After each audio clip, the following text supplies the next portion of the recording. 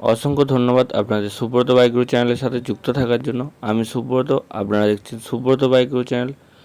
তো আমার কাছে আজকে এসেছে ইউনিকর্ন, মানে সিবি ইউনিকর্ন 150। গাড়িটা খুব একটা বেশি চলা গাড়ি নয়। গাড়িটা সমস্যা যেটা হচ্ছে, গাড়িটা স্টার্ট দেওয়ার পর পিক আপ নিতে গেলে পিক আপটা ঠিকঠাক নিচ্ছে না। তো চলুন আমি একবার স্টার্ট দিয়ে আপনাদেরকে দেখাই যে গাড়িটা কী সমস্যা হচ্ছে। গাড়িটা স্লোতে পিক আপ দেওয়ার সময় একটু সমস্যা হচ্ছে, চোখ করেও গাড়িটা পিক আপ ঠিকঠাক নিচ্ছে না। তো সেই সমস্যার জন্য কাস্টমার বন্ধু গাড়িটা আমার কাছে নিয়ে এসেছে। আমাকে তার সাথে সাথে গাড়িটা সার্ভিসিং করারও কথা বলেছে। তো আমি পিক আপের যে সমস্যাটা আছে সেটাকে আমি আপনাদের কাছে তুলে ধরছি। আর যদি আপনাদের গাড়িতে এরকম সমস্যা হয়, অবশ্যই ভিডিওটা বেশি বেশি করে শেয়ার করবেন, যাতে কোনো বন্ধুর সমস্যা হলে যেন খুব কম সময়তেই গাড়িটাকে ঠিক করে নিতে পারে। তো এতক্ষণ গাড়িটাকে আমি স্টার্ট দিয়ে দেখালাম আপনাদেরকে, আওয়াজটা আপনারা বুঝতেই পারলেন। সবার ফার্স্ট আমি যেটা চেক করব কারেন্ট, মানে আমি দেখব গাড়িটাকে স্টার্ট দিয়ে যে প্লাগে কারেন্ট ঠিকঠাক দিচ্ছে কি না। তার সাথে সাথে আমি প্লাগটাকে খুলে একবার ভালো করে ক্লিন করে নেব। যেটা দেখছি যে প্লাগে কারেন্টের কোনো সমস্যা নেই, কারেন্ট ঠিকঠাক দিচ্ছে। যদি গাড়িতে প্লাগ বহুদিন পুরনো হয়ে যায়, প্লাগ না পাল্টানো হয়, এই ক্ষেত্রেও অনেক সময় গাড়িতে পিক আপের সমস্যা হয়। তো প্লাগের কোনো সমস্যা নেই, প্লাগের কারেন্টও ঠিকঠাক দিচ্ছে, প্লাগও ঠিকঠাক আছে। তো আমাকে যেটা করতে হবে, কার্বোরেটরটা খুলতে হবে। কার্বোরেটরে আমাকে যেটা করতে হবে, স্লো জেড আমি নিয়ে এসে রেখেছি। যদি মানে সব কিছু ঠিকঠাক দেখি, ঠিকঠাক দেখার পরও যদি মনে হয় আমার যে হ্যাঁ স্লো জেডটা পাল্টাতে হবে, তাহলে আমি স্লো জেডটাকে পাল্টাবো। আর যদি দেখি যে কোনো সমস্যা পেয়েছি, তাহলে আমি স্লো জেডটা পাল্টাবো না। তো চলুন, গাড়িতে তেল ঠিকঠাক আছে, তেল নিয়েও কোনো সমস্যা নেই। আমি কার্বোরেটরটা সবার ফার্স্টে খুলবো। কার্বোরেটর খোলার আগে আরেকটা জিনিস আমি দেখিয়ে নিচ্ছি। এখানে যে এয়ার ইঞ্জেক্টরের পাইপ রয়েছে, এই যে এয়ার ইঞ্জেক্টরের পাইপটা, এটা যদি ফুটো হয়ে যায়, এটা ফুটো হয়ে গেলেও অনেক সময় পিক আপের সমস্যা হয়। যদি এয়ার ইঞ্জেক্টর পাইপে যে দেখতে পাচ্ছেন এটা ফুটো হয়ে গেছে, এটা ফুটো হলে যেটা হবে, স্লোতে হালকা মিস করবে, কিন্তু এটা যেটা মিস করছে অনেকটা। তো এটা মিস করছে যে কারণে সেটা আমাকে কার্বোরেটর না খুললে আমি আপনাদেরকে বোঝাতে পারবো না। তার সাথে সাথে স্লো জেটের সাথে সাথে আরেকটা জিনিস খারাপ হলে এই সমস্যাটা হয়, সেটা হচ্ছে এই যে স্লাইডটা আছে কার্বোরেটরের ভিতরে, স্লাইডে অনেক সময় যে বাটারফ্লাইটা আছে, বাটারফ্লাইয়ের যে রাবারটা আছে, রাবারটা ফেটে গেলেও গাড়ি পিক আপের সমস্যা হয়। অনেক সময় রেস অনেক বেড়ে যায়, আর অনেক সময় রেসটা অনেক কমে যায়, গাড়ি স্টার্টিংয়ের পর পিক আপ নিতে চায় না। তো আমি যে অরিজিনাল হন্ডার স্লো জেটটা নিয়ে এসেছি, স্লো জেটটা আমি আপনাদেরকে দেখিয়ে নিচ্ছি। আর এটা সবসময় দেখবেন যে হ্যাজ 38 এই যে লেখা আছে, আপনার যে গাড়িতে স্লো জেটটা লাগানো আছে সেটাতেও দেখবেন যে এরকম হ্যাজ দিয়ে 38 লেখা আছে। যদি সেম থাকে তো কোনো ব্যাপার না, অবশ্যই ফিটিংয়ের সময় একবার দেখে নেবেন যে সেম আছে কি না।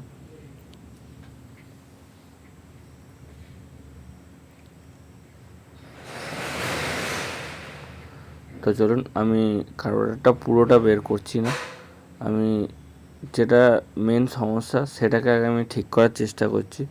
আমি সবার ফার্স্ট তো আমি কারেন্টটা দেখে নিলাম। কারেন্টটা দেখে নেওয়ার পর এবার আমি যেটা করব, কার্বোরেটরটাকে খুলবো, কার্বোরেটরে জল আছে নাকি দেখব। যদি কার্বোরেটরে জল থাকে তাহলেও এই সমস্যাটা আসতে পারে। তো দেখি কার্বোরেটরে, যেটা দেখে বোঝা যাচ্ছে হালকা জল আছে। আর এখন E20 জন্য যেটা হচ্ছে গাড়িতে, মানে অনেক গাড়িতেই একটু একটু জল আসার সম্ভাবনা থাকে, মানে পাম্প থেকেই অনেক ইয়েতে জল আসছে ট্যাঙ্কে।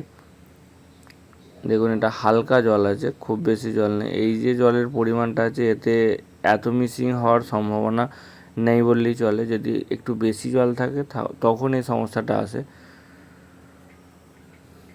তো চলুন আমি স্লো জেটটাকে আগে পাল্টাই। স্লো জেটটাকে আমি আগে পাল্টে আমি সব কিছু ফিটিং করে গাড়িটাকে একবার স্টার্ট করে দেখব। যদি দেখি যে কাজ হয়ে গেছে তাহলে তো কোনো কথাই না, আর যদি দেখি যে হয় না তাহলে আমাকে একবার বাটারফ্লাইটা খুলতে হবে। অনেক সময় বাটারফ্লাইয়ের যে রাবারটা আছে চারিদিকে গোল, ওই রাবারটা অনেক সময় ফেটে যায়, ফেটে গেলে পিক আপের সমস্যা হয়।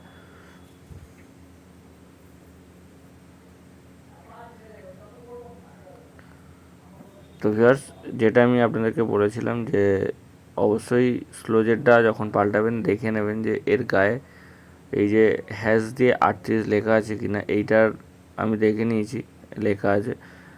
দেখানোর চেষ্টা করছি আপনাদেরকে, যদি বুঝতে পারেন তো ভালো। তো চলুন।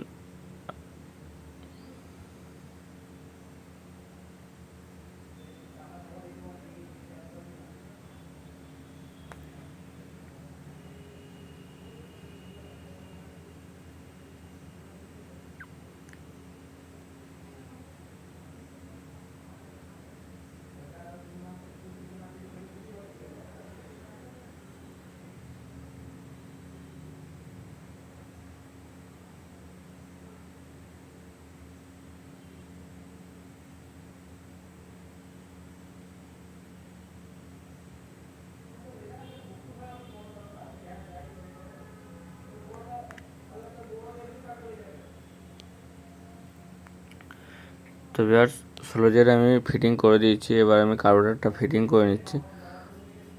আর গাড়িতে আরেকটা কারণে পিক আপের সমস্যা হয়, সেটা ভুল করবেন না বুঝতে। আরেকটা কারণে যেটা হয়, স্লোতে এই যে এখন যে সমস্যাটা হচ্ছে, এটা শুধুমাত্র মানে কার্বোরেটরের জন্য এই সমস্যাটা হচ্ছে। আর আপনার যদি গাড়ি রানিংয়ে যদি পিক আপের সমস্যা হয়, ধরুন আপনি 3 নম্বর 4 নম্বরে যাচ্ছেন, আমি এর আগেও আপনাদেরকে জানিয়েছি ক্লাচ প্লেট চেঞ্জের ব্যাপারে, তখন সেটা আলাদা সমস্যা হয়। তো চলুন, আমি স্ক্রু দুটোকে টাইট দিয়ে নিয়ে আমি ওইদিকে যে পাইপটা ফেটে গিয়েছিল সেই পাইপটাকে আমি ঠিক করে দিয়েছি, মানে পাইপটা আমি নতুনভাবে লাগিয়ে দিয়েছি।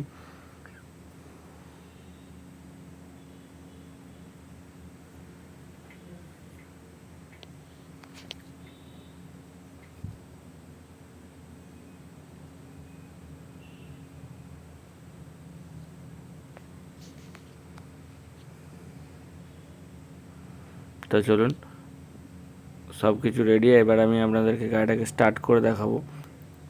তো ভিউয়ার্স, যদি আমার ভিডিওটা ভালো লেগে থাকে অবশ্যই ভিডিওতে লাইক এবং ভিডিওটা শেয়ার করতে ভুলবেন না।